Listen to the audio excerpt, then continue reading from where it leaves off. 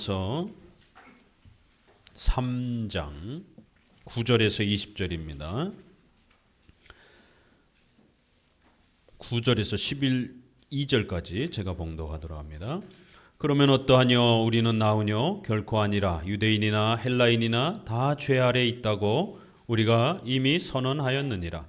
기록한 바 의는 없나니 하나도 없으며 깨닫는 자도 없고 하나님을 찾는 자도 없고 다 치우쳐 한 가지로 무익하게 되고 선을 행하는 자는 없나니 하나도 없도다. 아멘. 24년 시작한 지 벌써 2달이 지났고 새로운 또 3월이 되었습니다. 부지런히 경건의 훈련들을 또 연습하시고 또 계획하신 일들을 흐트러짐 없이 또 부지런히 또 실천해 가시기를 다시 한번 권면을 드립니다. 로마서 1장, 2장을 우리가 또 잘 끝냈습니다. 특별히 로마서 1장, 2장은 죄와 관련된 인간은 왜 죄인인가? 죄는 과연 무엇인가? 또 죄는 얼마나 참혹한 것인가? 또 그 죄의 결과는 영원한 지옥의 형벌이라고 하는 이 비참하고 무서운 또 이 참혹한 고통들을 짧게 이렇게 또 보았습니다. 이제 최종적으로 3장에서는 죄에 대한 모든 핵심들이 간략하게 이제 또 마무리됩니다. 이 죄가 정확하게 정리되어야만이 3장 후반부부터 이제 본격적으로 8장에까지 아주 신속하게 달려가는 기독교의 구원이란 과연 무엇인가가 이제 정확하게 소개가 되어지는 것입니다.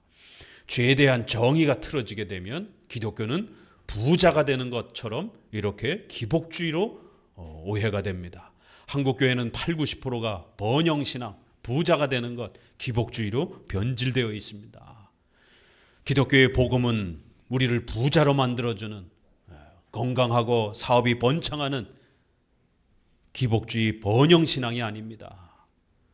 죄를 깨닫고 지옥의 형벌이 얼마나 무서운지를 깨닫고 우리가 왜 죄인인지를 깨닫고 예수 그리스도의 그 십자가의 죽으심과 부활을 통하여 죄사함 받고 하나님의 자녀가 되는 이 비밀을 가르쳐주는 것이 바로 기독교입니다.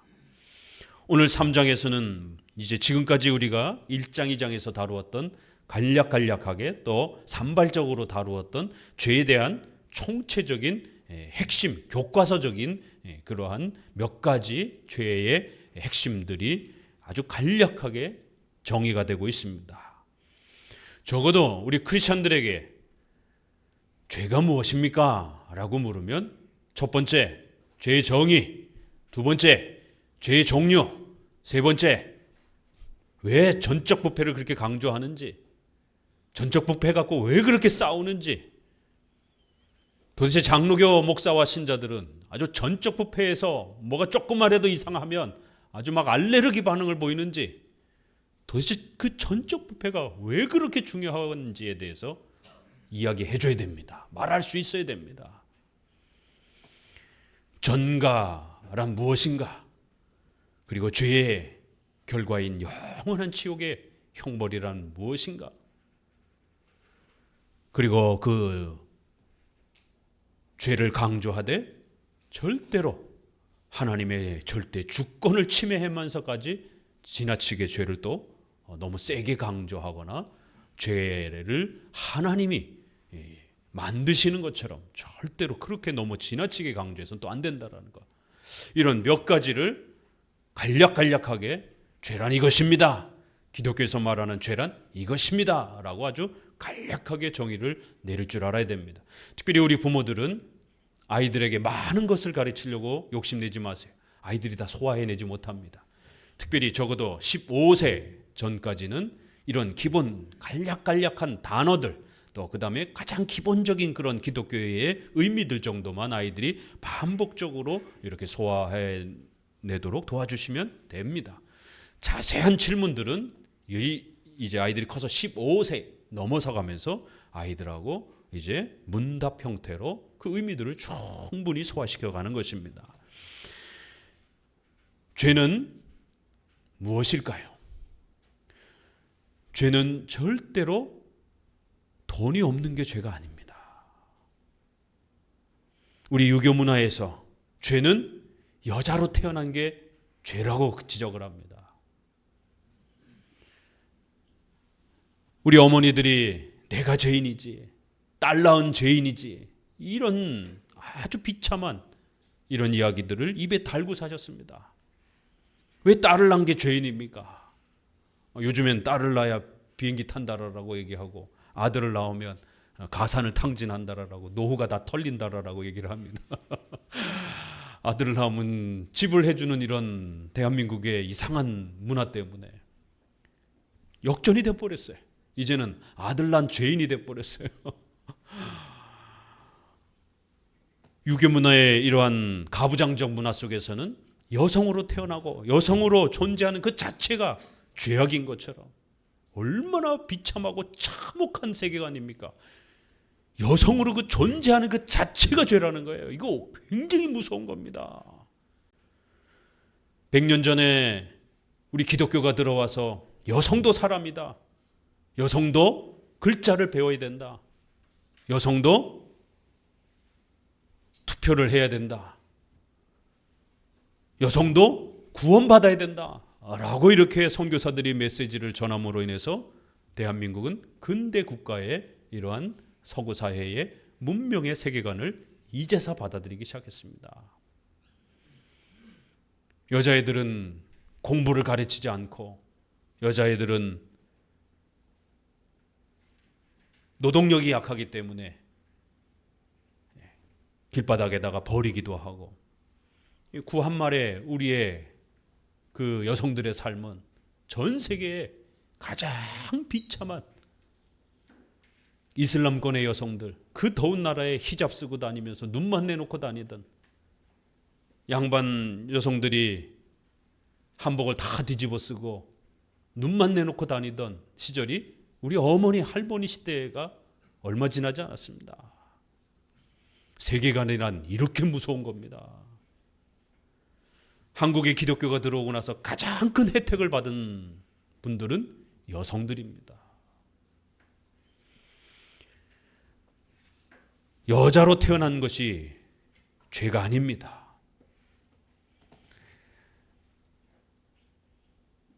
그리스의 철학에서도 아리스토텔레스라고 하는 유명한 철학가가 여자로 사는 것은 아주 혐오스러운 것처럼 그렇게 주장을 했습니다. 동양이나 서양이나 가부장적 문화는 비슷합니다. 결국 서구의 여성신학이라고 하는 것이 등장을 하면서 이러한 세계관의 극단적인 페미니즘적인 그러한 대립을 하기 시작하면서 여성이 지배해야 천국이다. 여성 상위 시대가 돼야 천국이다. 이게 소위 여성신학인 것이에요. 돈이 없는 게 죄다. 이거를 극단적으로 대립한 게 해방신학인 겁니다. 해방. 이제 노예적인 삶에서부터 벗어나자. 돈을 가진 사람들 때려잡자. 해방신학. 독재로부터 벗어나자. 정치신학. 요즘에는 자연 환경이 다 파괴가 되고 그러니까 자연을 지키자. 자연이 인간의 손으로부터 벗어나야 그게 진짜 구원이다. 환경신학, 생태신학, 별의별 게 다 나오고 있어요. 죄가 무엇인지를 모르니까 죄에 대한 정의를 이렇게 자연이 파괴가 되는 것, 돈이 없는 것, 정치적으로 독재 상황이 있는 것, 온갖 죄에 대한 정의가 다 망가져 버린 것이에요. 죄가 무엇인지에 대한 정의를 정확하게 내려야 되는 겁니다. 비록 힘들고 불편하고 무거운 주제지만 성경은 엄청난 분량으로 이 죄에 대해서 우리에게 소개하고 말하고 있습니다. 왜냐하면 그만큼 이 죄에 대한 정확한 개념을 아는 것이 바로 복음을 이해하는 첫 출발이기 때문에 그런 것입니다. 오늘 본문에 몇 절 안 되지만 다 죄 아래 있다. 의인은 하나도 없다. 그럼 그게 도대체 뭐냐? 죄 아래 있는 게 무엇인가? 의인이 없다라는 게 무엇인가? 벌써 여기서부터 질문이 되잖아요. 전부 다 죄 아래 있다라는 거예요. 그러면 어떤 교회는 여성으로 태어난 그런 상태가 죄 아래 있는 것이다. 돈이 없는 상태가 죄 아래 있는 것이다. 이렇게 설명해 가는 겁니다. 그래서 기를 쓰고 수단과 방법을 가리지 않고 부자가 되는 법들을, 부자가 되기 위해서 온갖 악행들을 크리스찬들이 그렇게 또 행하기도 하는 것이. 의인은 없나니, 도대체 그럼 의인이 뭐냐라는 거예요. 죄 아래 있다, 의인이 없다라는 거예요. 그럼 도대체 죄가 뭐길래 왜 다 죄 아래 있다라는 것인가? 벌써 신속하게 정의를 하고 넘어갑니다. 깨닫는 자도 없고 하나님을 찾는 자가 없더라는 거예요. 벌써 간략하게 정의가 되죠? 기독교에서 말하는 죄, 바로 의인에서 반대가 되는 죄인이 된 것. 그래서 전부 다 죄 아래 있는 이 상태는 뭐라고요? 하나님을 모르는 상태. 하나님을 찾지 않는 것. 하나님을 싫어하는 것. 이게 벌써 기독교의 근원적인 죄의 정의가 된다는 겁니다. 우리 인간의 마음속에 하나님을 싫어하는 것, 하나님에 대한 사랑과 경외가 없는 것, 그게 죄의 본질적인 그러한 내용이지, 돈이 없고 사회 정치적으로 또 여러 가지 무슨 은사 체험이 없고 이런 게 죄가 아니라는 겁니다. 하나님을 싫어한다라는 거예요. 3장 18절에도 저희 눈앞에 하나님을 두려움이 없다, 하나님을 싫어한다라는 겁니다. 결국 기독교의 죄는 바로 하나님을 싫어하고 하나님을 사모하지 않는 이 상태를 죄 아래 있다라고 말하고 죄인이다라고 말한다라는 것이. 그럼 이제 어떤 일이 벌어지는가? 다 치우쳐 한 가지로 무익하게 되고 선을 행하는 자 없고 하나도 없다라는 거예요. 하나님을 싫어하면 어떤 일이 벌어진다고요? 신앙이 없으면 어떤 일이 벌어진다고요? 인간은 짐승이 된다라는 거예요.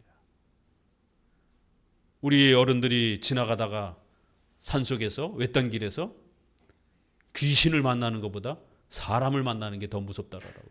우리 여성들은 더더욱이나 외딴 길에서 남자가 마주 걸어온다든가, 외딴 곳에서 엘리베이터에 여성이 혼자 탔는데 남성이 타게 되면 얼마나 무섭습니까?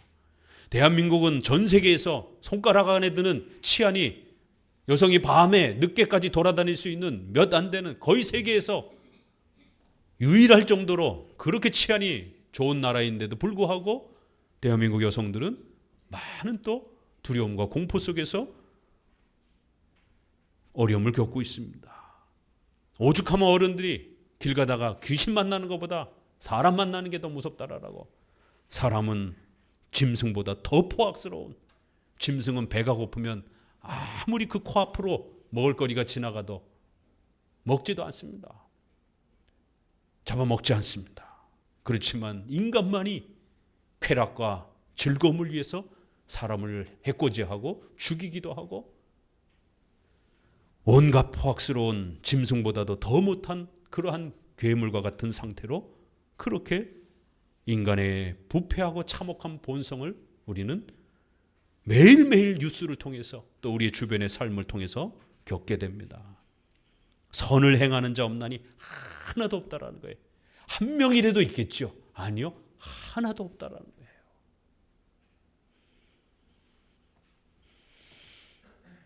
만약 하나님이 일반 은총을 통해서 우리 인간의 이성적 그러한 판단과 상식과 이러한 문명과 이러한 인간의 도덕적인 이러한 삶을 하나님께서 최소한의 부분들을 허락해 주지 않았다라면 인간은 전멸했을 것입니다.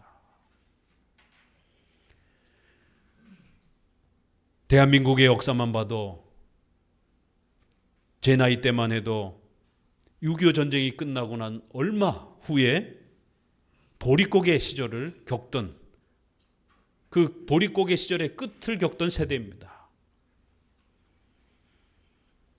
주인집 타박에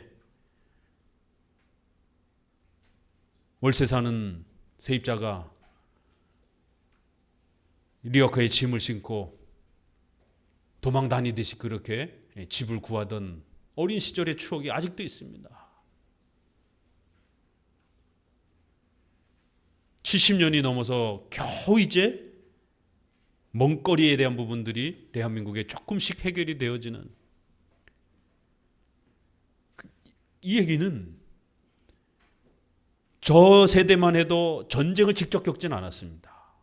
그러나 대한민국이 전쟁을 거치고 난 얼마 되지 않는 그 시절에 그 고통스러운 최소한의 기본적인 의식주와 관련된 이러한 생존의 문제가 해결되지 않는 이러한 고통의 여파를 몸소 겪은 세대입니다. 구두를 신고 다니고 가방을 메고 다니는 학교 친구들을 부러워하고 도시락에 계란을 싸온 친구들을 부러워하던 세대입니다. 왜요? 고무신을 신고 다니던 그런 어린 추억이 있었기 때문에. 강원도 시골에서 더더욱이나 5리씩 10리씩 학교를 걸어가야 되는, 고무신을 신고 자전거를 타고 다니는 부잣집 애들을 동경하면서 그 어린 시절의 추억들이 아직도 있습니다. 지금 우리 한 30대 아래쪽 세대들은 대한민국 5천년 역사에 있어서 전쟁의 이러한 고통과 아픔을 전혀 겪어보지 못한 가장 풍요로운 시대의 혜택을 30대 아래 사람들은 겪고 있는 거예요. 대한민국 건국 70년이 지나가고 있습니다. 70년 동안 전쟁이 단 한 번도 없는, 내전에 준하는 전쟁이 없는 유일한 5천년 역사 속에 우리 할머니, 할아버지 세대만 해도 인생에 있어서 2번이나 일제시대와 6.25라고 하는 엄청난 전쟁을 한 번도 아니고 2번씩이나 겪은 세대도 있을 정도입니다. 그런데 지금 우리는 가장 풍요로운 시대, 세계 경제 대국 10이라고 하는 엄청난 이 풍요로움과 더더구나 전쟁이 없는, 우리는 이렇게 풍요롭고 이렇게 아무 근심 걱정 없는데 저 멀리 우크라이나 러시아의 전쟁의 참화 속에 있는, 하마스와 이스라엘과 팔레스타인의 또 이런 전쟁 속에 있는, 물이 없어서 세상에 풀을 끌어다가 뜯어다가 죽을 써먹는, 이 뉴스에 나오더라고요. 세상에 그 풀을 한 움큼을 안고 그 풀을 사고 파는 거예요. 풀조차도 구해가지고. 저는 귀로만 들었습니다. 부모님이 산에서 나무 껍질을 벗겨가지고 죽 써먹고 항문이 찢어지도록 그렇게 먹은 게 없으니까 그런 전쟁의 고통을 겪었다라는 얘기는 듣기만 했습니다. 하나님을 모르니까 우리 인생이 얼마나 비참한지가, 우리도 겪었고 또 우리가 사는 세대에 지금 다른 나라에서도 이 전쟁이 얼마나 무서운 것인지, 아이들이 매일매일 죽어가고 여성들이 매일매일 성폭행과 강간과 온갖 비참한, 짐승보다도 더 비참한 인생을, 고통을 겪는,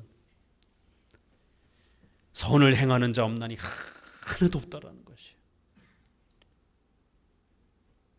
저희 목구멍은 열린 무덤이요 그 혀로는 속임을 베풀며 그 입술에는 독사의 독이 있고 그 입에는 저주와 악독이 가득하고 그 발은 피 흘리는데 빠른지라. 파멸과 고생이 그 길에 있어 평강의 길을 알지 못한다. 말로 쏟아내는 그 혀에, 목구멍에, 그 입술에 온갖 저주와 남을 해치는, 상처를 주는 그런 온갖 악독한 말들이 입에 달고 산다라는 거예요. 큰 전쟁과 이러한 목숨이 위태로운 이러한 것도 고통스럽지만 우리 일상생활 속에서 그렇게 남을 해치고 또 남을 험담하고 저 또한 전 세계에서 남 욕하기로 선두를 달릴 정도로 대한민국 사람들은 유교 문화 때문에 체면 문화 때문에 절대로 전면에서 면전에서는 싫다라고 또 불편하다라고 잘 말을 못합니다. 서양 사람들은 노라는 말을 굉장히 잘합니다. 근데 한국 사람들은 노라는 말을 잘 못합니다. 네. 그리고 뒤에서 욕하는 거예요. 저게 왜 나한테 이걸 시키지? 직장 생활이나 가정에서나 교회에서조차도 그 입술에 거짓말을 달고 살아요. 체면 문화 때문에 절대로 면전에서는 불편한 얘기를 못합니다. 그렇지만 뒤에서는 둘만 모여도 혼자만 있어도 저희 목구멍은 열린 무덤이요 혀로는 속임을 베푸고 입술에는 독사의 독처럼 독을 뿜어내는 그러한 온갖 거짓말과 악담과 상처를 주는 말들을 합니다. 우리 인터넷에서 그 댓글 문화 보세요. 얼마나 무시무시한가, 살벌한가. 댓글을 읽고 연예인들이 자살을 하잖아요. 얼마나 살벌하면 글을 읽고 사람이 자살을 해요. 그 정도로 우리 인간의 악한 본성들은 이렇게 특별한 세계관하고 상관없이도 또 인간의 악한 본성상 남을 해치고 속임과 거짓과 수많은 그러한 죄악들이 뿜어냅니다.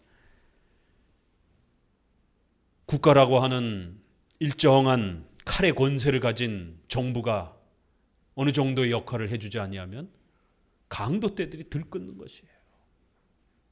우리의 재산과 생명이 보존이 되질 않습니다. 힘세고 머리 똑똑한 이러한 사기꾼과 강도들이 판을 치면서 남의 재산들을 빼앗고 최근에 전세 사기라든가 또 옛날에는 다단계 이런 사기들이 얼마나 많았습니까? 그래서 오죽하면 다단계 경제 특강을 했습니다. 우리 교회 카페 자료 그게 남아 있는지 모르겠는데 기억이 하도 심해서 우리 주변에 그래서 우리 성도들이 속지 않도록 제가 다단계 경제 특강을 한 적이 있습니다. 그래서 이런 것들은 다단계다. 옛날에는 뭐 교통범칙급 대납해주고 뭐 보험처럼 비슷하게 아무튼 여러 형태로 이렇게 성도들에게 다단계가 들어오는 최근에는 이제 보이스피싱 형태로 이제 문화가 좀 바뀌었죠.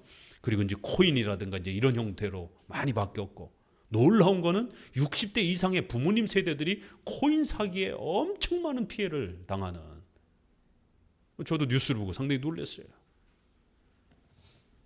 한의원이라든가 이런 병원에 갔다가 이렇게 지인분들하고 이렇게 얘기하면서 뭐 어디가 이자 더 준대 막 이러면서 귀동냥 하시다가 그렇게 코인에 알지도 못하는 코인에 투자하셨다가 전 재산을 다 날리는 이런 피해들 사기꾼들이 너무 많아요. 정말 그 말은 피 흘리는 데 빠른지라 파멸과 고생이 그 길에 있어 평강의 길을 알지 못한다.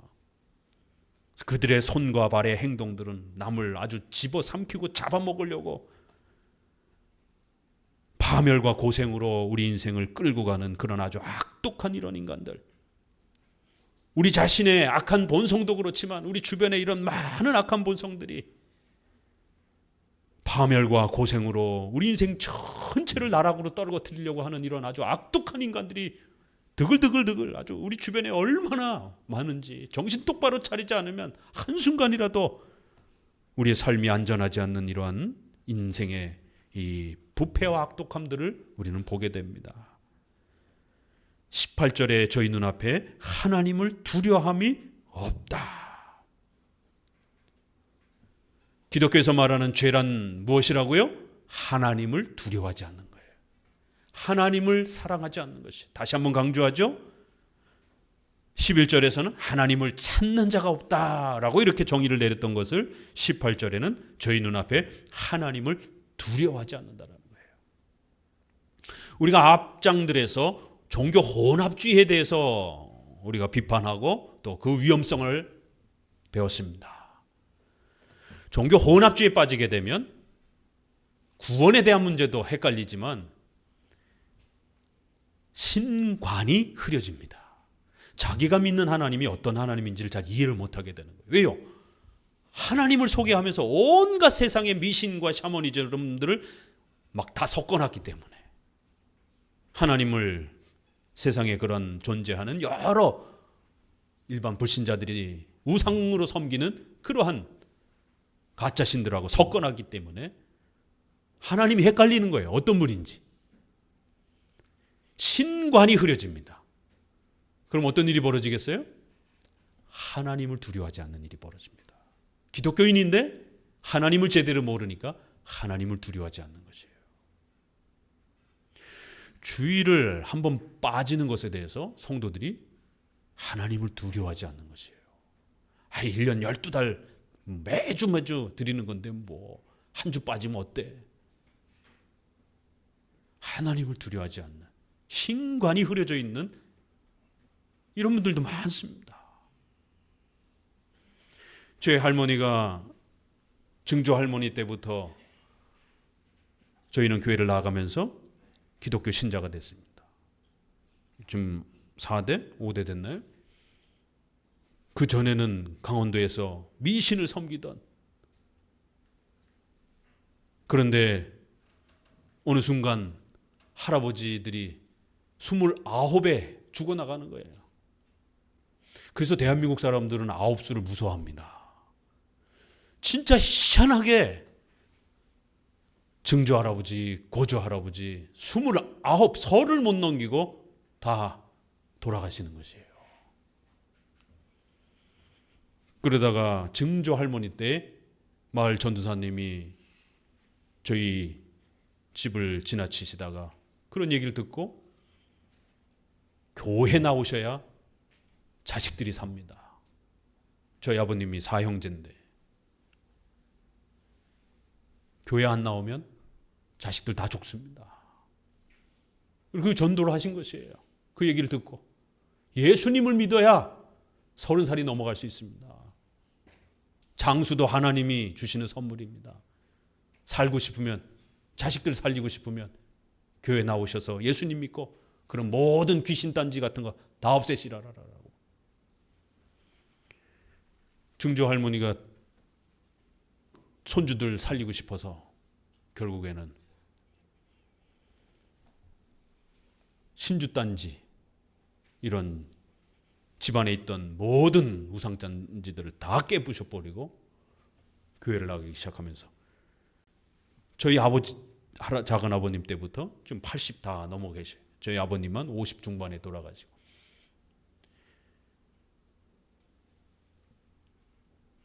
하나님을 두려워하는 인생의 전환이 된 거예요. 그리고는 저희 할머님이 그 또 손주인 저를 어려서부터 구역 예배를 끌고 다니면서 신앙을 가르치고 나이가 들어서 커서는 2가지, 돌아가시기 직전까지도 2가지, 이건 반드시 지켜라, 그래야 산다, 유언처럼 남기신 2가지가 있습니다. 하나는 주일 빼먹지 말아라. 주일 빼먹으면 큰일 난다. 그 다음에 11조 헌금하는 거. 옛날에는 성미쌀을 이렇게 해가지고 공기로 이렇게 퍼가지고 교회에다가 이렇게 내시더라고요. 어릴 때 그게 뭐예요 할머니? 하나님께 드리는 거야 이러면서. 저만 해도 보리밥을 먹던 시절입니다. 그 쌀 농사를 져가지고 그렇게 굉장히 어린 나이에 아까워 보이는. 그리고 또 한 가지가 있었어요. 하나는 상갓집에 가면 절대로 절하지 말라라. 어린 나이에 그게 뭐 이렇게 대단히 중요한지 모르죠. 고등학교 때 친구 아버님이 돌아가셨어요. 그래서 같이 문상을 이렇게 갔는데 선생님하고 그냥 엉격거래 그냥 절을 해서 다 같이 절을 하니까 교육이 그래서 중요한 겁니다. 듣긴 들었는데 그게 그렇게 중요한지 잘 몰랐던 거예요. 할머니한테 듣긴 들었는데 엉격거래 그냥 절을 한 거예요, 같이. 그 다음 주에 학교에서 도시락 먹다가 그냥 기절을 하고 쓰러졌어요. 그냥 병원에 들쳐 업고 병원에 입원을 했어요. 그냥 기억도 안 나요. 어떻게 병원을 갔는지. 딱 일주일 뒤에. 남들은 뭐 우연이지 뭐 이렇게 얘기를 할 거예요. 그러나 저한텐 우연이 아닌 겁니다. 그 딱 한 번에 상가집 가서 절을 했는데 그 다음 주에 그냥 쓰러져가지고 복통 급성 뭐 이 위경련이 와가지고 병원에 실려갔어요. 그냥 밥 먹다가 그냥 푹 쓰러졌어요. 그냥 건강하던 그 고등학교 시절에. 그래서 다시 한번 할머니에게 야단을 맞으면서 상가집 가면 절대로 절하면 안 된다고. 우상 숭배다라라라. 주일 빼먹으면 큰일 난다라라. 이러한 어려서의 많은 교육은 아니었지만 초등학교도 못 나온 할머니지만 예수님을 믿고서 그 손주들을 살리기 위해서 손주에게 신앙을 물려주기 위해서 어려서부터 5살, 6살짜리를 그 구역 예배를 끌고 다니면서 옆에 앉혀놓고 저는 그래서 뭘부터 배웠느냐면 전부 여지없 이 어깨 흔드는 것부터 배웠어요. 이게 왜 기독교인들은 찬송을 하면서 어깨를 흔들지? 같이 어린 꼬마가 이렇게 그래서 얼마나 귀여움을 많이 받고 그랬는지. 왜냐면은 어린애가 나오는 건 저밖에 없었으니까. 하나님을 두려워하는 법을 배운 겁니다. 우리 어머니, 할머니 세대들은 초등학교도 제대로 못 나온, 글자도 몰라서 제가 커서 글을 읽어드렸습니다. 성경을 읽어드렸어요. 야, 오늘은 마태복음 좀 읽어다오. 그러면 그 이제 100원 준다고 그러면은 이제 귀찮아가지고 이제 나가 놀고 싶은데 자꾸 할머니가 성경 읽어달라고 그러면 저만 해도 그런 시절이 있었던 것이. 그래서 100원 받고 마태복음 1장 읽어드리고 그러면서 하나님에 대한 그 두려움을 할머니로부터 이렇게 배우는. 근데 지금 오늘 우리 한국 교회의 신자들의 모습을 보게 되면 하나님을 두려워하지 않는, 주일 빼먹는 거를 뭐 아무렇지도 생각 안 합니다. 세상에 WCC 2013년에 예수님 외에도 구원이 있다라고 하는 이런 주장을 하는 세계교회협의회의 행사가 십자총회가 부산 백스코에서 열렸는데 대한민국의 80%, 90% 교회 교단이 참여를 했습니다. 그것도 목사들이, 신학자들이 앞다투어서 이제 모든 종교는 하나다. 싸우지 말고 화목하게 지내야 된다. 기독교만 절대적으로 구원받는다라고, 기독교에 있는 신만 절대적인 신이라고 말하는 건 너무 혐오적이다. 독재적이다. 어떻게 이런 메시지에 목회자들이 참여하고 그런 WCC의 활동에 아무런 위험이 없다라고 유명한 그런 신학 교수들이, 그것도 개혁주의에 있는 목사들이, 종교 혼합주의가 이렇게 무서운 겁니다. 최근에 WCC 또 WEA 세계 복음주의 협의회로 출발했지만 지금은 종교 혼합주의로 바뀌어갑니다.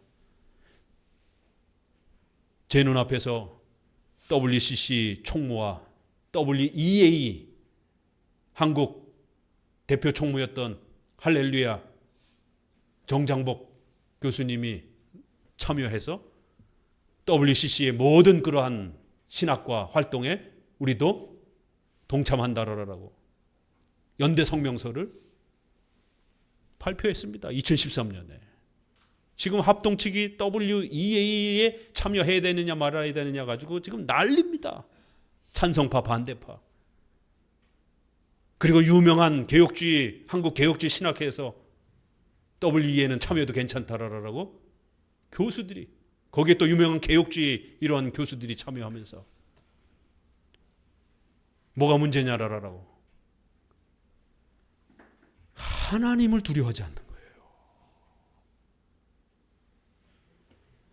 아니, 어떻게 세상에 예수 그리스도 외에도 구원이 있다라고 하는 이러한 종교 활동에 버젓이 아무렇지 않다라고 그렇게 많은 교단들과 목회자들이 버젓이 참여하고 활동하는, 신관이 흐려지게 되면 하나님을 두려워하지 않게 됩니다. 어떤 일이 벌어지겠습니까?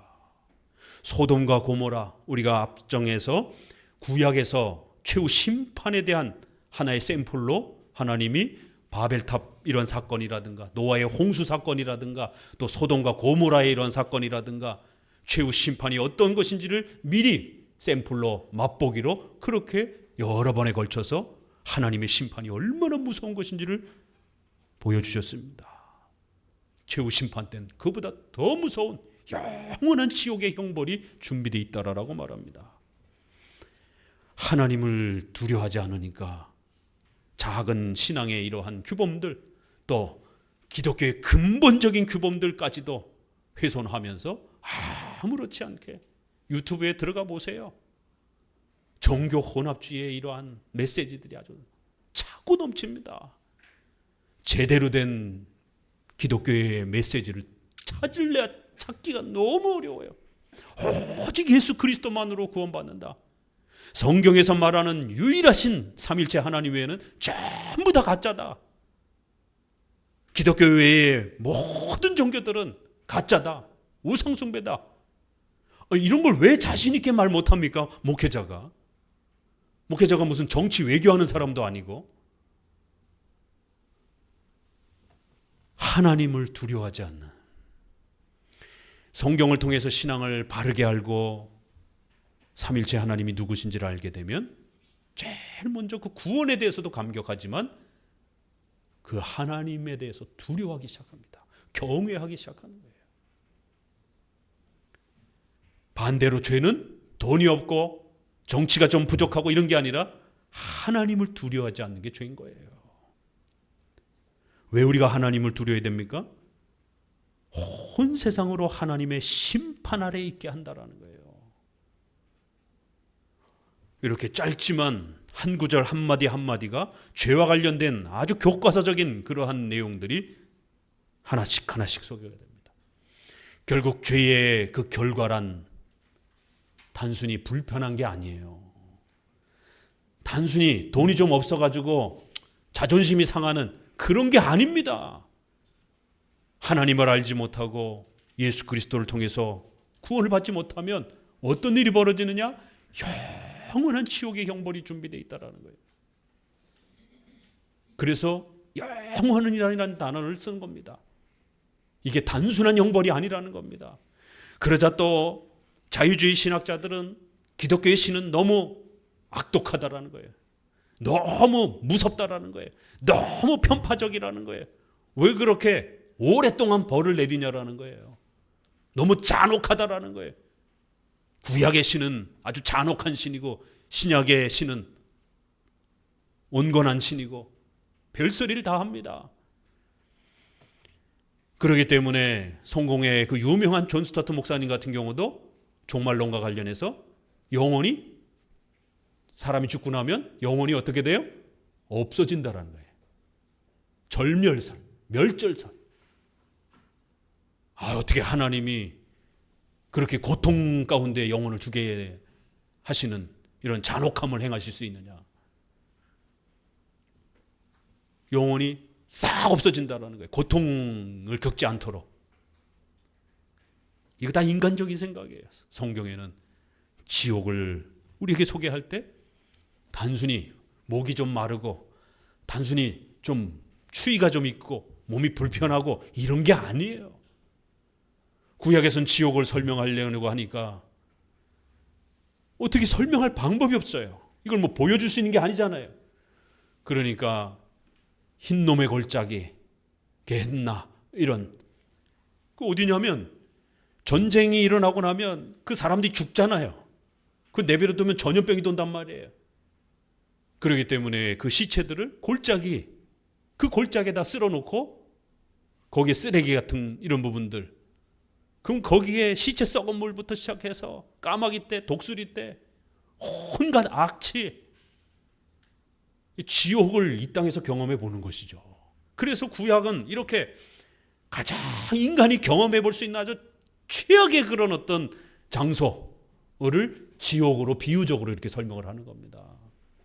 그리고 신약에 와서는 좀 더 무적행, 영원한 흑암, 마가복음 정도에서는 거기는 벌레가 죽지 않고 영원히 우리 살을 파먹는, 몸도 우리가 부활하여 존재한다는 사실을 명확하게 가르치면서 마치 우리가 꿈에서 경험하는 것처럼 높은 데서 떨어졌어요. 악 하고 고통스럽게 떨어져서 막 몸이 깨지고 막 칼에 찔리고 죽은 것 같은데 금방 또 막 다시 살아나잖아요. 그렇죠? 그러다가 또 막 싸우다가 또 막 찔리고. 근데 이 꿈이 희한한 거예요. 그 고통스러움이 그냥 우리 몸과 마음에 꿈을 꿨는데 어떤 꿈은 아주 깨고 나서도 그 고통스러움이 남아있는 거예요. 그래서 우리가 가위 눌린다 그러잖아요. 그래서 기독교 강요에는 하나님이 우리에게 종말을 가르치기 위해서, 하나님이 우리에게 최후 심판을 가르치기 위해서, 하나님이 우리에게 최후 심판에 몸에 부활이 있다는 걸 가르치기 위해서, 또 영원한 지옥의 형벌이 있다는 걸 가르치기 위해서 희미하게나마 꿈이라고 하는 이러한 현상들을 통하여 인간의 영혼 속에 죽지 않는, 죽지 못하는, 죽을 수 없는 그러한 고통이 인간에게 영원히 존재한다는 것을 꿈이라고 하는 인간의 이러한 일반 계시적인 그러한 차원에서 꿈이라는 수단을 통해서 우리에게 남겨두셨다라고까지 설명을 합니다. 그래서 정말 어떤 꿈은 너무 막 고통스러운 꿈인데 아주 그냥 그 몸이 식은땀으로 흘리고 아침에 깨면 너무 고통스러워서 몸이 찌뿌둥할 정도로. 하나님은 영원한 지옥의 심판, 절대로 죽을 수 없는, 영원히 육체와 영혼이 살면서 지옥의 고통을, 꺼지지 않는 불, 그 벌레가 영원히 우리 몸을 파먹는, 근데 살이 또 금방 자라요. 그리고 또 벌레가 또 우리 몸을 파먹는 거예요. 그 파먹을 때, 인간의 살을 파먹을 때의 그 고통을 그대로 느끼는 거예요. 그렇지만 그 벌레는 죽지 않기 때문에, 또 우리 몸도 죽지 않기 때문에 또 계속해서 그 살을 뜯어먹는, 살이 찢겨지는 고통을 겪는다라는 거예요. 그 지옥은 불이 꺼지지 않는다라는 거예요. 화상이 제일 고통스럽다 그러잖아요. 중세의 사람을 제일 잔혹하게 죽이는 방법이 바로 화형입니다. 살이 타들어가는, 숨이 금방 끊어지질 않잖아요. 그 온갖 고통을 겪으면서 숨이 마지막에 끊어지는 거예요. 그런데 지옥의 고통에서는 이러한 불타는, 불에 타 죽어가는 이러한 고통들이, 그 불은 영원히 꺼지지 않는 불이요, 그 육체는 또 불에 그슬리고 그 살이 타들어가지만 또 살이 또 살아나서 또 역시 계속해서 불타는 고통을 겪는다라는, 아이들을 가르치듯이 이렇게 지옥은 이렇다라고 신약은 소개합니다. 영원한 몸과 영혼이 고통을 받는 지옥의 형벌이라는 거예요. 온 세상으로 하나님의 심판 아래 있게 하려 합니다. 그래서 우리가 빨리, 가족들 중에 아직 예수님 믿지 않는 가족들이 있다라면 목숨을 걸고 전도하셔야 됩니다. 명절이라든가 시간이 날 때마다, 가족들을 뵐 때마다 예수님 믿으셔야 구원받을 수 있다라고, 부자가 될 수 있다가 아니라 이 지옥의 형벌에서부터 벗어나실 수 있다라고. 숨이 끊어지고 눈을 감으면 그게 다가 아닙니다. 숨이 끊어지고 눈을 감는 그 순간 우리 육체는 썩어지지만 우리 영혼은 예수님을 믿지 않으면 즉시 지옥으로 떨어져서 고통을 받는다라는 거예요. 그리고 최후 심판 때는 몸까지 다시 부활을 해서 다시 또 지옥의 그 고통을 몸과 영혼이 영원히 고통받는다라는 겁니다. 온 세상으로 하나님의 심판 아래 있게 하려 하심이라는 거예요.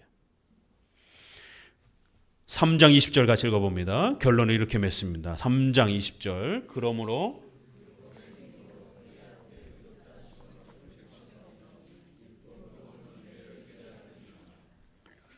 바로 인간의 죄란 율법을 어긴 거라는 거예요. 율법. 최초의 율법은 뭐죠? 행위 언약. 아담과 하와에게 주셨던 그 행위 언약. 그리고 모세를 통해서 율법의 형태로 좀 더 체계화된 바로 그 율법. 아담과 하와가 처음에 잘 지켰더라면 영생을 주겠다라고 약속하셨습니다. 그런데 아담과 하와가 인류의 대표자로서 그 언약을 깨트린 겁니다. 그래서 이 율법을 지키면 살 수가 있었는데 율법을 우리의 대표자인 시조인 첫 사람인 아담과 하와가 자신들의 의지로 하나님의 법을 깨트림으로 죄인이 되었습니다. 그래서 이제 죄인된 인간은 절대로 이 율법을 지킬 수가 없다라는 거예요. 완성할 수가 없다라는 거예요. 이게 죄라는 겁니다. 원래 율법은 잘 지키면 아담과 하와가 영생하도록, 선악과 명령은 너희가 지키면 영생의 복을 주고 안 지키면 정령 죽으리라라고 하는 벌을 받는 행위 언약이라고 하는 하나님과의 약속의 문제였습니다. 첫 번째 약속이었습니다. 그걸 우리가 율법이라고도 표현하는 겁니다. 하나님의 명령이라고도, 하나님의 약속이라고도 표현하는 거예요. 아담의 행위를 조건으로 약속을 하셨기 때문에 행위 언약이다, 행위 약속이다 라고 이렇게 표현하는 거예요. 그래서 그 율법을 잘 지켜 순종했더라면 영생의 복을 누리고 의의 이 완전함에 거할 수 있었던 겁니다. 그런데 아담은 못 지켰고 또 이제 아담인 후손은 더더욱 우리는 죄인이 되었기 때문에 이 율법을 지켜서 의롭다 하심을 얻을 수 없게 된 겁니다. 근데 많은 또 목회자들이 이 부분을 헷갈려 합니다. 그 앞에 의롭다 하심을 얻을 육체가 없나니 율법은으로는 죄를 깨달음이라. 그러니까 이제 우리는 율법은 쓸데없는 거고 그저 예수님만 찾으면 된다, 예수님만 사랑하면 된다 이러면서 율법을 공격적으로 비판하면서 복음만 강조를 하는 이러한 극단적인 신앙파들이 있습니다. 그것도 개혁주의 안에. 그러면서 웨스민스터 신앙고백의 7장의 행위 언약, 은혜 언약을 가르치는 언약 부분, 19장의 율법을 설명하는 율법의 기능 부분을 갖다가 비성경적인 것이다라고 하면서 웨스민스터는 오류가 있다라고, 잘못되었다라고 그러면서 비판을 하는 개혁주의 목회자들이 있습니다. 개혁주의 목회자라고 해서 다 신뢰해서는 안 됩니다. 잘 들여다보셔야 됩니다. 자기가 목사가 되면서 서약을 해놓고 7대 서약의 첫 번째는 성경은 하나님의 말씀입니다. 두 번째는 웨스민스터 신앙고백은 성경을 가장 잘 총괄 요약한 것으로 알고 받아들여 가르치겠습니다. 그렇게 서약해놓고 나중에 와서는 딴소리 하는 거예요. 아, 웨스민스터 보니까 틀린 게 너무 많더라는 거예요. 그러면은 장로교 목사가 되지 말았어야죠. 율법과 복음은 상호 조화 관계입니다. 대립 관계가 아니에요. 율법은 율법의 역할이 있는 겁니다. 아담에게 주셨던 그 선악과의 율법의 행위 언약의 명령은 여전히 살아있는 거예요. 하나님의 명령이 어디 갑니까? 아담이 못 지켰다고 해서 율법이 어디로 사라집니까? 아니요, 여전히 남아있는 거예요. 다만 우리가 못 지킬 뿐인 겁니다. 율법이 이제 율법의 행위로 그 앞에 의롭다 하심을 육체가 없다. 그러니까 이제 율법은 쓸데없는 거야. 이렇게 해석을 하고 이렇게 읽어내면 안 되는 겁니다. 율법은 여전히 완전하고 의로운 겁니다. 우리가 못하는 거예요. 율법으로 의롭다 하심을 얻을 육체가 없다고 해서 하나님이 아담과 맺었던 최초의 행위 언약, 율법, 또 모세를 통해서 체계화된 이 율법이 쓸데없는 것이다 라고 이렇게 율법을 공격하면 안 됩니다. 기독교 2000년 역사 속에서 율법을 아주 공격적으로 공격한 사람들은 대부분 다 이단으로 정죄받았습니다. 율법과 복음은 상호 조화 관계입니다. 율법은 여전히 남아있고 율법을 정확하게 이해해야 죄가 무엇인지를 깨닫는 거예요. 죄를 가르쳐주는 것이 율법의 기능인 겁니다. 그래서 율법으로는 죄를 이제 우리가 정확하게 깨닫는 그러한 도움을 받는다라고 말하는 거예요. 율법이 사라졌다라는 뜻이 아니라 율법은 여전히 있지만 우리가 부족해서 그 율법을 지키지 못한다, 이런 뜻입니다. 그래서 율법으로는 의롭다 하심을 얻을 수 없다. 그러니까 예수님이 대신 율법을 지켜주심으로 그 완성한 의를 우리에게 주신다. 이게 복음인 겁니다. 율법 쓸데없어. 예수님이 우리를 사랑해 주셨어. 그러니까 예수님만 사랑하면 돼. 이거는 사랑 맞는주의예요. 예수님이 왜 우리를 사랑하셨습니까? 예수님이 왜 우리를 대신해서 십자가에 죽으셨습니까?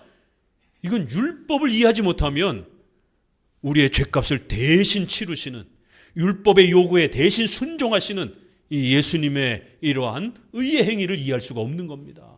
그래서 반드시 율법을 통해서 죄를 정확하게 이해하고 깨달아야만이 왜 예수님이 우리 대신 그 율법을 어긴 죄값을 짊어지시고 율법이 요구하는 의의 요구를 순종하시는지를, 그래서 그 예수님이 행하신 대속적 희생과 의가 우리에게 우리에게 주어지는지를 이해하게 되는 겁니다. 율법은 여전히 우리에게 아주 강력하게 요구합니다. 아담에게나 모든 후손에게나 하나님의 말씀에 완벽하게 순종해라. 그래야 산다. 못 지키면 영원히 죽는다라는 거예요. 그런데 아담은 율법을 깨트려서 정죄가 발생이 된 거예요. 그래서 죄값도 우리가 치러야 되고 율법이 또 요구하는 완벽하게 율법에 순종해야 의를 얻을 수 있다라고 하는, 영생의 복을 누릴 수 있다라고 하는 이 요구 조건을 또 여전히 우리는 또 명령받고 있는 겁니다. 그래서 행위 언약, 율법이라고 하는 것은 두 가지 명령이 제시되는 겁니다. 하나는 지키면 영원히 산다. 어기면 죄값이 발생이 된다. 이미 우리는 아담의 범죄로 인해서 죄인이 되었기 때문에 죄값도 치러야 되고 율법의 완벽한 요구 명령도 성취해야 되는 겁니다. 자, 창세기로 돌아가 봅니다. 자, 창세기 2장 16절 다시 한번 또 반복해 봅시다. 선악과 메시지입니다. 창세기 2장 16절 읽습니다. 여호와 하나님이 그 사람에게 명하여 가라사대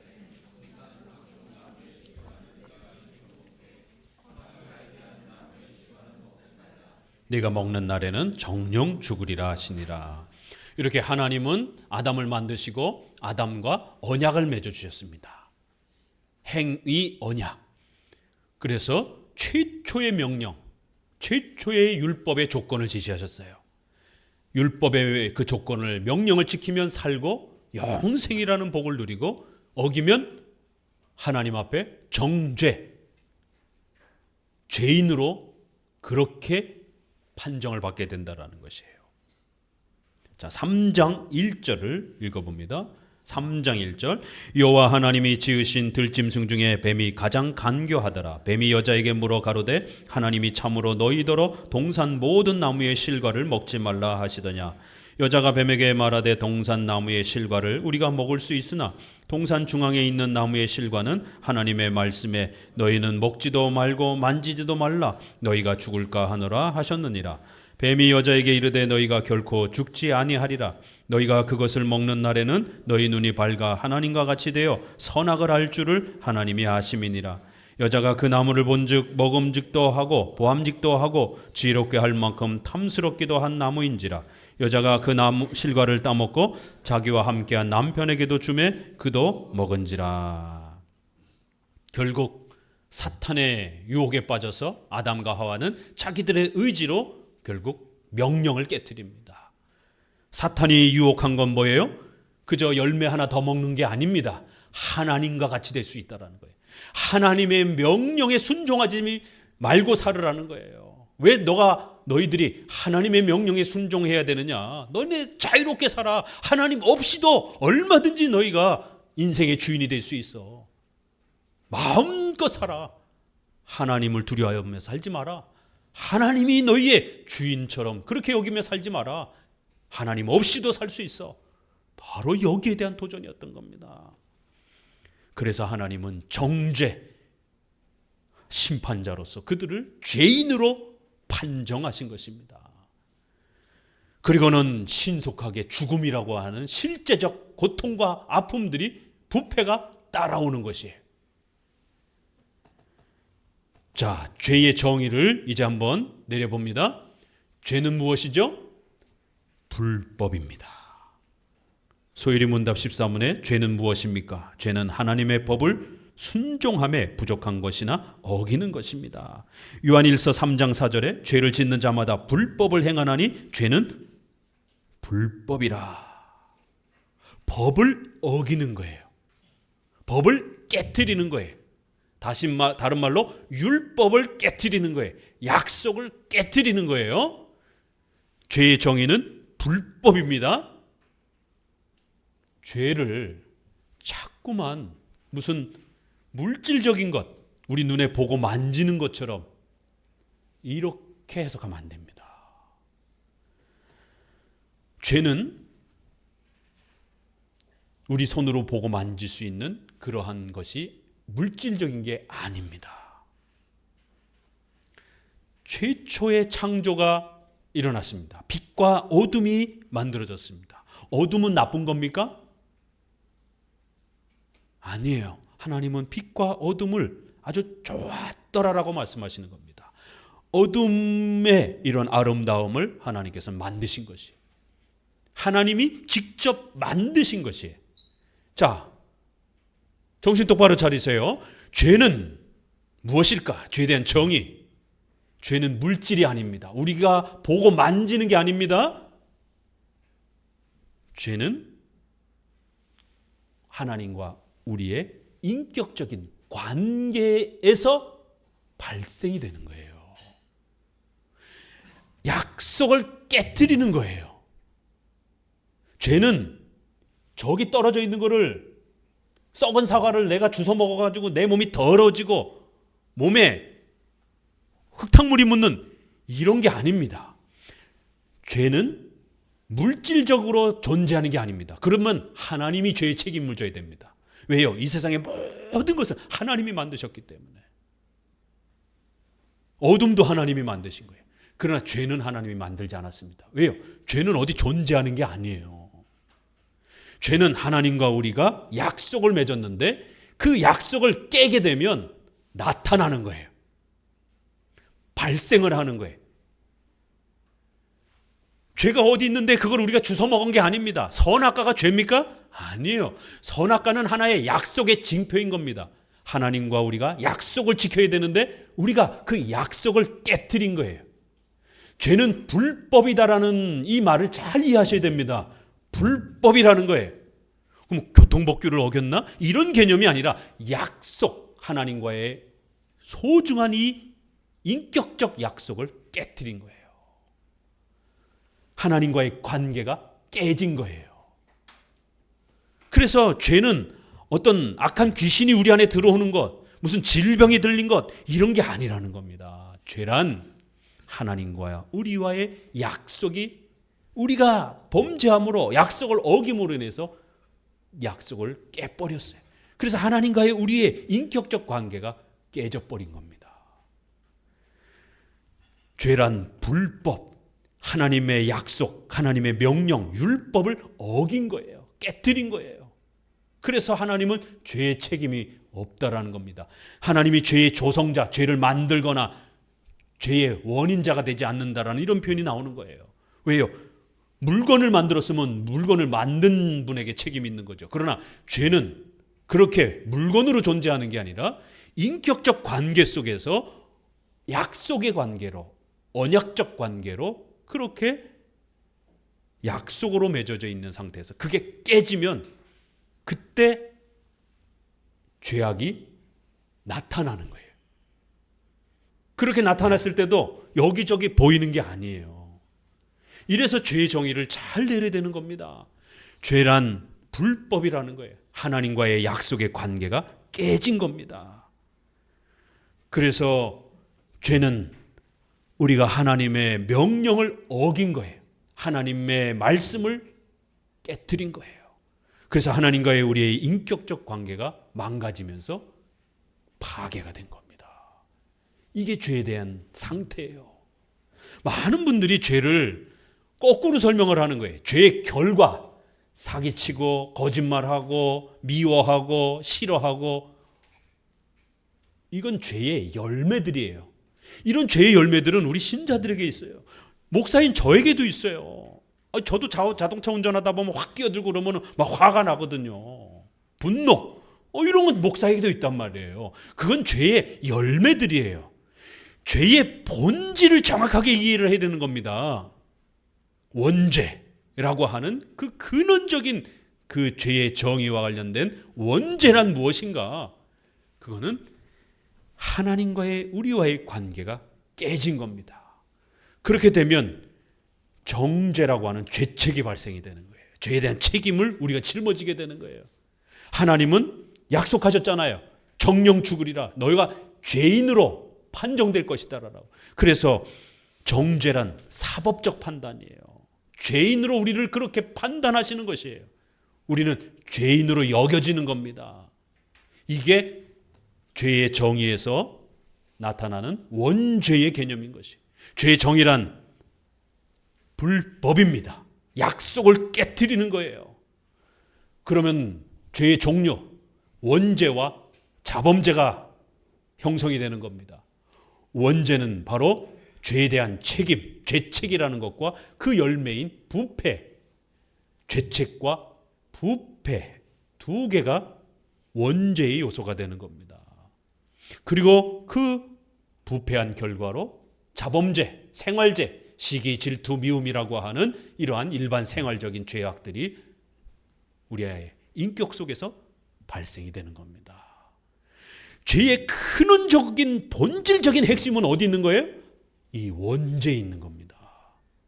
하나님 앞에 우리가 정죄받은 거예요.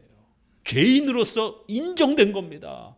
재판장으로서 우리를 죄인으로 선언하신 것이에요. 그래서 법정적으로 이렇게 죄인으로 우리로 선언하신 것입니다. 원죄, 죄의 종류는 원죄와 생활죄 둘로 나눠집니다. 그래서 원죄는 무엇인가? 아담이 범죄한 그 최초의 하나님의 약속을 깨트린 그 오리지널 그 죄는 시초의 첫 그 범죄는 무엇인가? 바로 죄책과 부패라고 하는 내용이 담겨 있는 겁니다. 죄책은 약속을 깨트림으로 인해서 죄의 책임을 이제 우리가 정죄를 받는 그런 상태를 말하는 거예요. 그래서 우리가 이걸 죄책 줄여서 하나님 앞에 영원히 지옥에 벌 받아야 되는 죄인이 됐다라는 거예요. 죄책, 죄인으로 우리를 정죄하신 것이. 그러므로 인해서 부패라고 하는 인간의 실제적인 더러움과 부패와 오염이 무능력한 인간의 그러한 열매들이 그 원죄로부터 발생이 되는 겁니다. 죄책으로부터 발생이 되는 거예요. 그래서 우리가 원죄 그러면 이 죄책과 오염을 두 가지를 말하는 겁니다. 성경은 그냥 죄 이렇게 표현해요. 죄인이 되었다, 죄 아래 있다, 이 말은 다 원죄를 말하는 거예요. 그 다음에 그 뒤에 목구멍은 열린 무덤이요, 도덕질과 시기, 질투, 미움, 이건 다 뭐예요? 자범죄, 생활죄에 대한. 그리고 그 생활죄는 어디로부터 온다고요? 바로 원죄의 특별히 부패, 우리가 실제적으로 우리의 인격이 더러워지는 이런 악독한 부패의 이러한 상태에서 이제 그 열매들이 나오는 겁니다. 그래서 죄의 종류는 원죄, 자범죄, 생활죄라고 하는 자범죄. 죄의 본질은 이 원죄에 있는 거고 이 자범죄는 그 결과일 뿐인 겁니다. 그래서 이제 역사 속에서는 이 원죄도 중요하지만 특별히 원죄의 요소인 이 부패, 이 부분을 많은 자유주의 목사들이 물고 늘어지는 겁니다. 이 원죄를 부정하기 위해서. 원죄를 공격하는데 죄책과 부패 이 두 가지 요소가 있잖아요. 그럼 이 둘을 다 공격해야 되는데 어느 것을 더 많이 공격했느냐면 이 부패에 대한 개념을 더 많이 공격을 한 거예요. 그래서 인간이 전적으로 부패했느냐 부분적으로 부패했느냐 이걸 갖고 싸우게 되는 겁니다. 그래서 우리는 전적으로 부패했다라는 것을 우리는 강조하면서 인간은 하나님 앞에 정죄가 된 죄책이 가장 참혹한 그러한 죄인이 된 것을 강조하는 것이 원죄를 강조하는 겁니다. 그래서 세 번째로는 이제 이 원죄의 가장 논쟁거리가 됐던 이 부패를 어떻게 말할 건가? 전적 부패냐 아니면 부분적 부패냐에 대한 싸움이 벌어지는 것입니다. 그래서 우리는 노예의지라고 하는 하나님 앞에 구원에 대한 이 모든 것을 잃어버린 완전히 노예의지가 되어버렸다라고 인간은 의지가 상식적으로 이성적으로 있긴 있지만 하나님 앞에 아무것도 할 수 없는 노예의지가 되었다라는 거예요. 다만 인간으로 살아갈 수 있는 최소한의 이성만 남아있을 뿐이라는 것이 부패의 이 모습을 전적 부패로 강조하면서 원죄를 강조하는 것입니다. 그래서 세 번째로는 전적 부패를 아주 분명하게 말해야 된다는 것. 그 다음에 네 번째로는 이러한 이제 죄는 어떻게 전달이 된다고요? 모든 후손들에게 죄인이 되어지는 하나님의 약속은 인류의 대표로서 아담이 참여한 거기 때문에 아담이 범죄하면 모든 인류가 동시에 정죄를 받는 거예요. 그런데 이러한 죄의 전가시킨다. 책임을 전가시킨다. 죄도 전가 개념을 잘 이해해야 되는 겁니다. 구원에 있어서도 부자가 되고 무슨 이상한 체험을 하고 이런 게 구원이 아니라 하나님이 우리를 의인으로 여겨주시는 것입니다. 이신칭의 그런 것처럼 죄도 갑자기 우리가 팔다리를 잃어버리고 괴물이 되고 이런 게 아니라 우리는 똑같은 인간이에요. 다만 하나님이 우리를 정죄하시는 거예요. 죄인으로 여기시는 겁니다. 전가라는 형태로 아담의 죄가 모든 인류의 후손들에게 그렇게 전달이 되는 겁니다. 로마서 5장 12절에 다시 한번 또 나올 겁니다. 이러므로 한 사람으로 말미암아 죄가 세상에 들어오고 죄로 말미암아 사망이 왔나니 이와 같이 모든 사람이 죄를 지었으므로 사망이 모든 사람에게 이르렀느니라. 죄가 율법이 있기 전에도 세상에 있었으나 율법이 없을 때에는 죄를 죄로 여기지 아니하였느니라. 그러나 아담으로부터 모세까지 아담의 범죄와 같은 죄를 짓지 아니한 자들 위에도 사망이 왕노릇하였다. 여러분이 실제적으로 선악과를 따먹지 않았어도 아담이 범죄한 그 범죄는 인류의 대표로 참석한 거기 때문에 우리가 인정을 하든 안 인정하든 우리도 죄인이 되었고 우리가 죽고 나면 지옥에 열린다라는 거예요. 우리가 인정하나 안 하나 상관없어요. 죽으면 지옥에 열리는 거예요. 왜요? 그 약속은 아담이 순종하면 모든 후손이 복을 받고 아담이 범죄하면 모든 인류가 지옥에 빠지는 것이기 때문에 그래서 하나님의 이 무서운 정죄가 전가라는 형태로 내가 직접 범죄하지 않았어도 태어나면서 인간은 죄인으로 태어나는 겁니다. 그래서 무서운 것이 시기, 질투, 미움 이런 결과의 문제가 아니라 이 원죄의 성질을 정확하게 이해하셔야 된다는 겁니다. 거짓말 조금 적게 하고 이런 윤리적인 이런 거를 오늘날 한국교회에서는 자꾸만 그나마 죄를 설명할 때 이런 개념을 죄로 자꾸 설명을 해요. 아니요, 그건 죄에 대한 본질을 설명하는 게 아닙니다. 죄의 이 원죄의 전달은 그렇게 내가 인정하든 안 인정하든 우리가 인간으로 태어난 그 순간 하나님의 최초의 약속은 아담이 잘하면 모든 인류 후손이 다 잘되고 아담이 범죄하면 모든 인류가 다 벌을 받는 방식으로 그렇게 약속을 해놓은 겁니다. 그래서 하나님은 이제 모든 인류 후손을 정죄하시는 것이에요. 죄인으로 정죄하시는 것이에요. 아담의 범죄가 우리에게 어떻게 전달이 된다고요? 직접 범죄해서 전달이 되는 게 아니라 그렇게 전가의 형태로 우리 모두가 죄인이 되는 겁니다. 그리고 다섯 번째는 죄의 결과는 오늘 본문에도 잠깐씩 소개되어 있는 것처럼 하나님을 두려움이 없다라는 것, 하나님을 찾지 않는다라는 것, 결국 하나님과 분리가 되는 거예요. 우리 안에는 하나님이 주신 최초의 의가 사라져 버렸어요. 그 의가 있어야 하나님을 바라볼 수 있는데 의가 사라져 버렸어요. 그리고는 이제 영원히 지옥의 형벌이 준비되어 있다라는 거예요. 그래서 정령 죽으리라라는 이 행위언약의 죽음에 대한 경고는 통상 죽음의 의미는 세 가지입니다.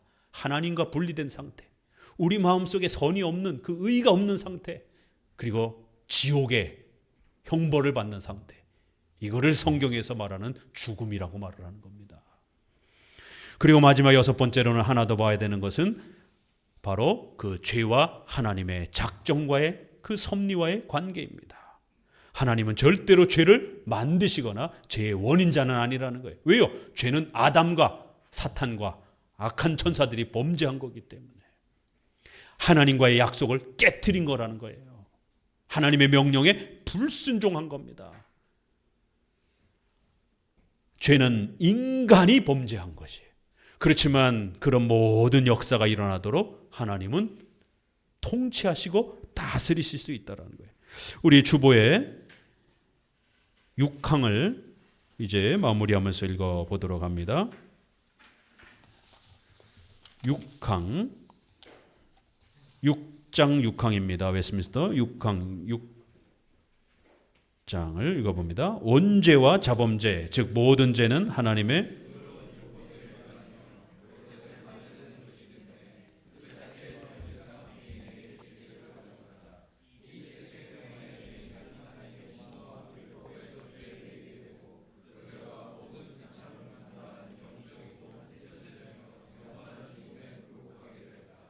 예. 그리고 1번도 한번 읽어봅시다. 사탄의 간계와 시험에 의해 유혹을 받은 우리의 첫 조상은 금지된 실과를 먹음으로 죄를 범하였다. 하나님은 그 지혜롭고 거룩한 결정에 따라 그 자신의 영광애로 그것을 정돈할 목적으로 그들의 이 같은 죄를 허용하기를 기뻐하셨다.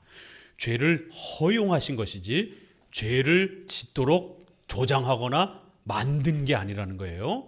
왜요? 죄는 물질이 아니기 때문에 최초의 관계를 약속을 행위언약을 맺어주셨고 그 행위언약에 아담이 자유롭게 참여할 수 있도록 기계적으로 그렇게 만약에 참여하게 되면 죄의 이러한 선택에 대한 이런 모든 부분들을 하나님이 책임을 져야 됩니다.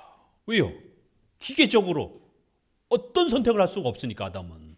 그렇지만 하나님은 아담에게 자유의지를 주셔서 선을 택할지 악을 택할지 가장 자유로운 상태에 두셨고 하나님의 약속에 순종할 수 있는 그런 모든 능력과 조건을 다 허락해 주신 것이 이렇게 아담의 자유를 허락해 주시면서 또 그가 범죄하는 이런 모든 그러한 또 행동과 또 그의 역사와 이런 모든 부분들을 허용해 주셨다는 것이에요. 이렇게 하나님의 절대 주권적인 작정과 통치 아래에서 아담이 자유의지를 가지고 도덕적으로 인격적으로 하나님의 약속을 자유롭게 지킬 수도 있고 안 지킬 수도 있는 이런 아담의 자유도 보장이 되면서 그러나 그 아담의 자유는 하나님과 대등한 자유는 아닙니다. 반드시 하나님의 통치와 하나님의 다스림 안에서 또 존재해야만 하는 것이에요. 그래서 하나님은 아담의 이 타락을 만드신 게 아니라 허락하신 것이에요. 그래서 하나님은 죄의 이러한 역사까지도 전부 하나님이 지배하시면서 통치하시면서 거대한 하나님의 뜻을 얼마든지 펼쳐갈 수 있다는 겁니다. 이렇게 죄와 또 하나님의 작정과의 관계를 또 우리가 조심스럽게 잘 설명하면서 그렇게 또 나아가야지 자칫 지나치게 하나님의 작정을 세게 강조하다가 죄에 대한 책임을 인간에게서 뺏게 되면 하나님이 악한 신이 되어버리게 되고 또 자칫 인간의 죄에 대한 책임을 너무 세게 강조하다가 하나님이 죄와 관련된 이 모든 역사를 세상의 역사를 통치하는 것을 삭감시키고 마치 하나님이 무능력한 신처럼 아담이 범죄할 때 하나님은 아무것도 할 수 없는 분처럼 이렇게 또 하나님을 무능력한 신으로 만들어서도 안 되는 겁니다. 그래서 죄를 설명할 때는 분명히 죄에 대한 책임은 인간에게 있으면서도 또 그 죄의 모든 인류의 역사는 하나님의 절대 주권 속에서 또 펼쳐져 가고 발생한다라는 것을 균형 있게 조화롭게 그렇게 또 말할 줄 알아야 됩니다. 오늘 대략 한 6가지 정도의 이 핵심 내용들을 본문의 간략한 내용들을 통해서 죄와 관련된 중요한 교리적 표현들을 설명해 보았습니다. 죄의 본질적인 이러한 성경의 개념을 잘 우리 마음속에 또 정리하셔서 하나님께서 우리를 이 죄로부터 구원시켜 주시는 또 이신칭의 복된 위대함들을 더 풍요롭게 또 누리시기를 바랍니다. 기도합니다. 하나님